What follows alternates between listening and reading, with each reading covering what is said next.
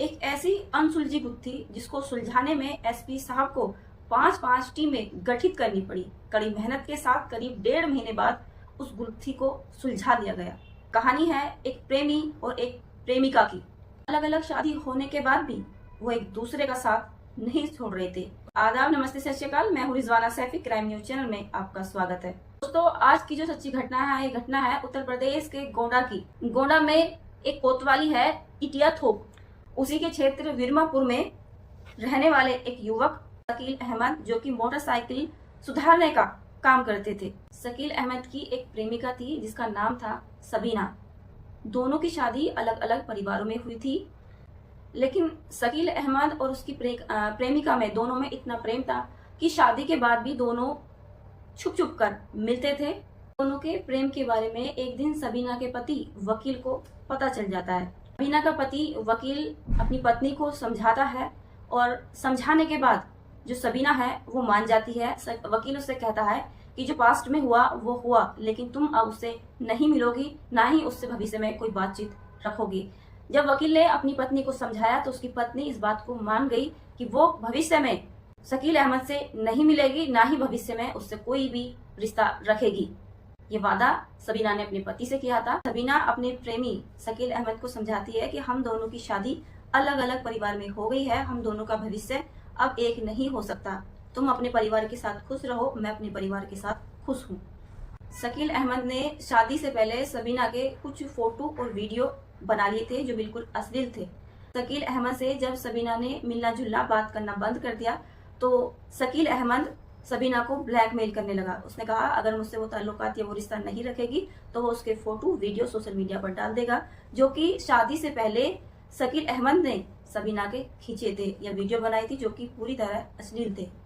वह कुछ यूं कि शकील अहमद की पत्नी खुशनुमा अचानक से शकील अहमद के गुमशुदा होने की तहरीर लेकर थाने में पहुंच जाती है। पुलिस मामले की जांच में जुट जाती है। पुलिस को 1.5 महीना लगा इस गुत्थी को सुलझाने में। पुलिस को काफी मशक्कत के बाद गोंडा के एसपी विनीत जायसवाल जी ने 5 टीमें गठित कर इस अनसुलझी गुत्थी को सुलझाने के निर्देश दिए। पुलिस की टीमें रवाना कर दी और केस को सुलझाने के निर्देश दिए। हुआ कुछ इस तरह था कि 1.5 माह पहले शकील अहमद की हत्या हुई थी।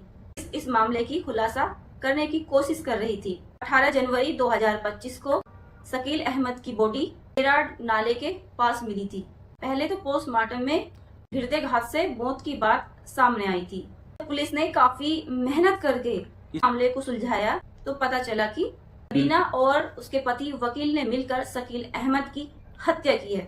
एक दिन सबीना शकील अहमद को फोन करके मिलने के लिए बुलाती है और उसका पति पहले से ही शकील अहमद को मारने की तैयारी करे हुए थे। उन्होंने प्लान बनाया हुआ था कि जब वो आएगा तो उसको वो रास्ते से हटा देंगे, उसका कत्ल कर देंगे। जैसे ही शकील अहमद खुशी खुशी अपनी प्रेमिका सबीना से मिलने पहुंचता है, सबीना मिलने के बहाने उसे घर के अंदर ले जाती है। यहाँ पर सबीना का पति वकील अहमद शकील अहमद की हत्या करने के लिए पहले से घात लगाए हुए बैठा था। जैसे ही शकील अहमद और उसकी प्रेमिका सबीना मिलते हैं तो पीछे से वकील अहमद, जो सबीना का पति है, वो दोनों मिलकर शकील अहमद की गला घोंटकर हत्या कर देते हैं।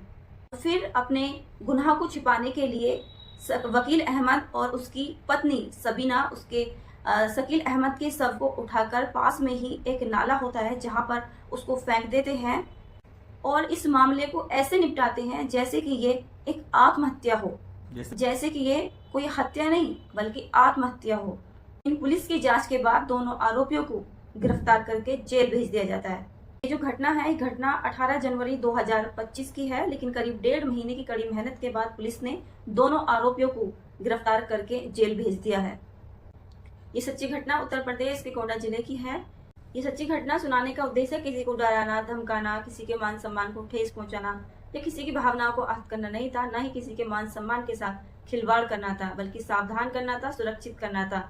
भविष्य में ऐसा कोई कार्य न करें जिसकी वजह से किसी का जीवन समाप्त हो, या भविष्य में ऐसा कोई कार्य न करें जिसकी वजह से आपका जीवन अंधकार में बीते। सावधान रहें, सुरक्षित रहें, अपने स्वास्थ्य का ख्याल रखें, अपने आसपास का वातावरण साफ रखें। एक नई कहानी के साथ, तब तक चैनल को सब्सक्राइब करना ना भूलें।